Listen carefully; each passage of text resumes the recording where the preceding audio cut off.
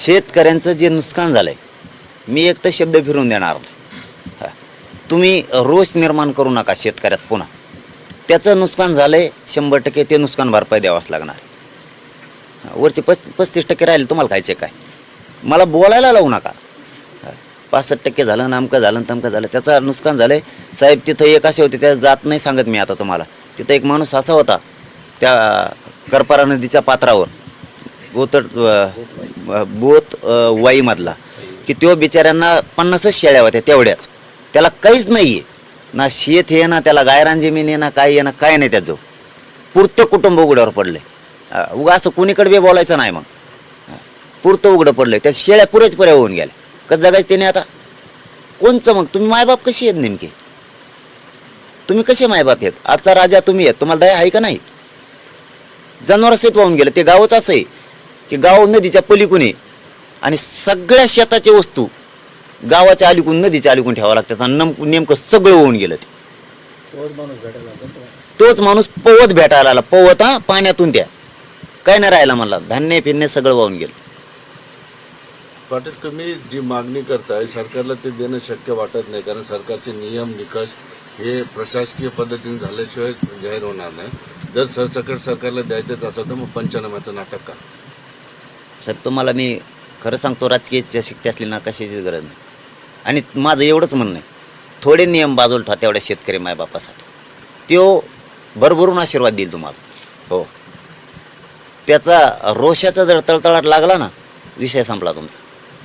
एवढे वेळेस मायबापाचा आशीर्वाद घ्या. ती इतका आपण प्रत्यक्ष बघितले, रानच खांगळून गेलेत, खाली काय नाही राहिलं, खरडून गेलेत. अशा टायमाला तुम्हाला माया दया येणारच नाही, मग अवघड आहे.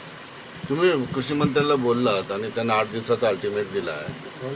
काय नेमकं बोलणं झालं कृषी मंत्री? नाही, मी त्यांना सांगितलं की प्रत्येक याच्यात राजकारण आम्हाला करायचं नाही, तुम्हीही करू नका कोणी.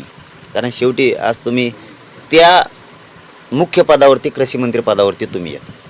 म्हणून त्यांना आम्ही सांगितलं की हे नुकसान बघण्यासारखं नाही. आम्ही त्या वडगावला पण गेलो होतो, त्याच्या अलीकडचं निंबे वडगावलाही गेलो होतो. तिथं तर खूप हाल येतो.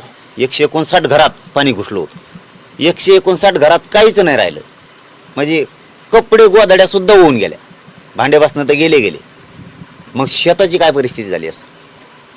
तुम्ही यांना सरसकट माफी द्या, सरसकट तुम्ही त्यांना नुकसान भरपाई द्या.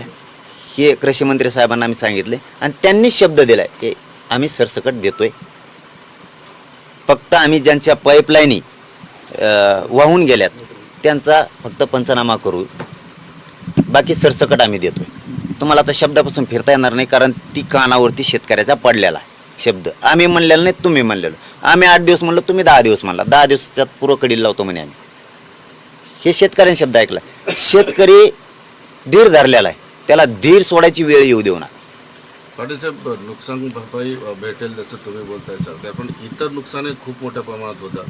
शाळेचं फीस भरायला शेतकऱ्यांकडे पैसे येणार नाहीत, बाकी सगळ्या गोष्टींना त्याच्याकडे पैसा राहणार नाही, याची सुद्धा मागणी करावी लागेल. वाई आणि बोधचा विषय मी याच्यासाठीच सत्तर साहेबांना सांगितलं की तिथल्या मुलीला शाळा जाता येत नाही. मुली तर पोहून जाऊ शकत नाहीत पाण्यातून. एका पुलासाठी जर तिकडच्या 30-40 गावाचा संपर्क तुटणार असला, त्यांचं दळणवळण जर तुटणार असलं, तर दया तर तुम्हाला उत्पन्न झालीच पाहिजे. तो प्रश्न जर तातडीनं निघू शकतो आणि ते लेकरं शाळेत जाऊ शकतात. फीसचा विषय सोडा. आता फीस नाही भरू शकत आणि पुस्तकं नाही, पुस्तका सगळं होऊन गेलं, नाही बघू शकत हो तुम्ही. काय 65% आणि 50% सांगायला लागलात म्हणा, एवढी भरपाई देऊन तेवढी नाही बघू शकत तुम्ही. त्यात काय जाते संबंध आहे? घुसा त्यांच्या घरात. ते पांगरी म्हणून गाव आहे, तिथं काय परिस्थिती झाली त्या गावची. असे मराठवाड्यात शेकडोने गाव आहेत, विदर्भात सुद्धा. तुम्ही चेष्टा नका करू यार. अशा वेळी तरी तुम्ही शेतकऱ्यांची चेष्टा करू नका. पुस्तकं होऊन गेले, भांडे बसणं होऊन गेले. आम्ही एका अंगणवाडीत गेलो होतो. त्या अंगणवाडीत खिडकीतून पाणी पडल्यामुळं, खिडकीतून 2 खिडक्या होत्या त्या अंगणवाडीला, त्यातून पुराचं पाणी पडलं. तर अलीकडून सगळं होऊन गेलं. धान्य भिजलं, सगळं भिजलं. धान्यसुद्धा पोते वाहत गेले. मग त्या खिडकीतून किती प्रेशरनं पाणी असेल, म्हणजे ते पूर किती भयानक असं. का बरोबर याच्यात तुम्ही विनाकारण 65% 70% मोजायला लागला? अरे जाऊ द्या की, आजच्या राज्यात पालक होतो तुमच्याकडे, मायबाप तुम्ही आहेत. द्या की त्या शेतकरी मायबापाला, घ्या की त्यांचा आशीर्वाद. तळतळाट कशाला घेताय?